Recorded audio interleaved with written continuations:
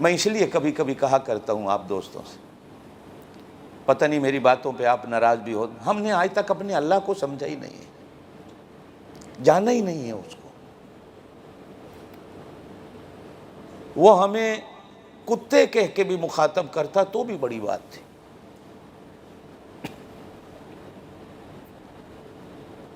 ہے تو شعر سریکی زبان کا، لیکن میں اس کا اردو میں آپ کو ترجمہ کر کے سناؤں گا۔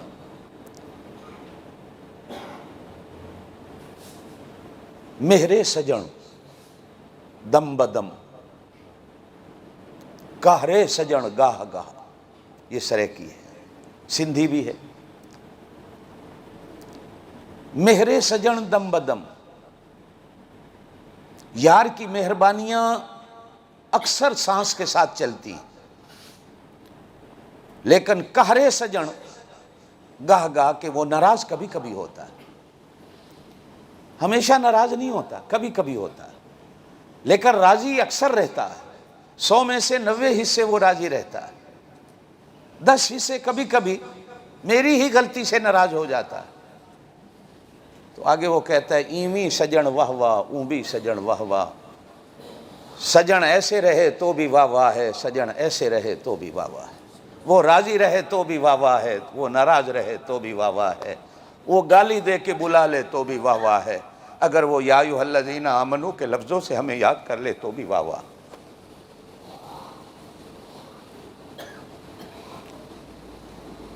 یہودیوں کو اس نے تورات میں ایک دفعہ یہ لفظ کہا تھا، ایک دفعہ۔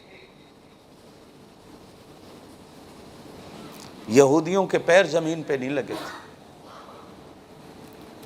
اور قرآن کہتا ہے وہ کہا کرتے تھے نحن ابناء اللہ و احباہ، ہم اللہ کی اولاد ہیں اور اللہ ہم سے محبت کرتا ہے، کہ اس نے ایک دفعہ ہمیں کہا ہے یا ایھا الذین آمنو، اے ایمان والو میری بات سنو۔ معلوم ہوتا ہے کہ ہم سے کہیں نہ کہیں وہ تعلق رکھتا ہے، اور وہ اتنا دعویٰ کر بیٹھے کہ ہم اللہ کی آل اولاد ہیں۔ ہمیں تو اللہ نے قرآن میں 88 دفعہ کہا یا ایھا الذین آمنو، اے ایمان والو، اے ایمان والو، اے ایمان والو۔ جانتے ہو ایمان والوں کا مطلب کیا ہوتا؟ یہ یقین اللہ کی ذات پر، یہ ایک الگ چیز ہے۔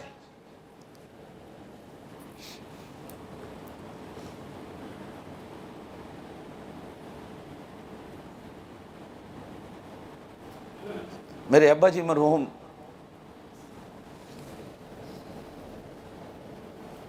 بڑے قرآن کے مفسر تھے، بڑا قرآن کا ترجمہ جانتے، قرآن کے حافظ نہیں تھے، ترجمے کے حافظ تھے۔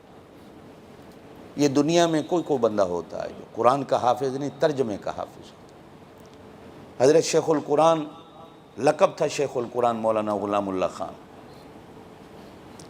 ہم نے اپنی زندگی میں ان سے بڑا شیخ القرآن نہیں دیکھا، جو قرآن کے ایک ایک حرف سے واقف، ایک ایک حرف سے۔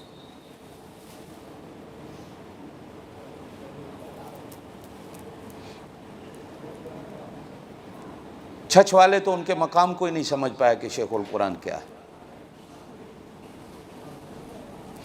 وہ قرآن کے حافظ نہیں تھے، ترجمے کے حافظ۔ میرے جیسے گنہگار بندے نے بھی ان سے ترجمہ پڑھا ہے، اور اللہ کی شان ہے کہ جس سال میں نے ترجمے میں ان سے داخلہ لیا ہے جا کر پڑھنے کے لیے، تو میرے استاد جن سے میں نے بھی قرآن کا ابتدائی ترجمہ پڑھا ہے، مولانا عبد المجید صاحب شیخ الحدیث کروڑ پکے والے رحمۃ اللہ علیہ، وہ بھی میرے ساتھ کلاس میں ترجمے، ہم استاد شاگرد اکٹھے تھے۔ تو استاد جی کبھی کبھی مجھے دیکھ کر کہا کرتے تھے دیکھ قرآن کیسی چیز ہے کہ استاد شاگرد کو بھی اکٹھا کر دیتا، قرآن ایسی چیز ہے۔ تو اس عمر میں سیکھنے آیا ہے، میں اس عمر میں سیکھنے آیا ہوں۔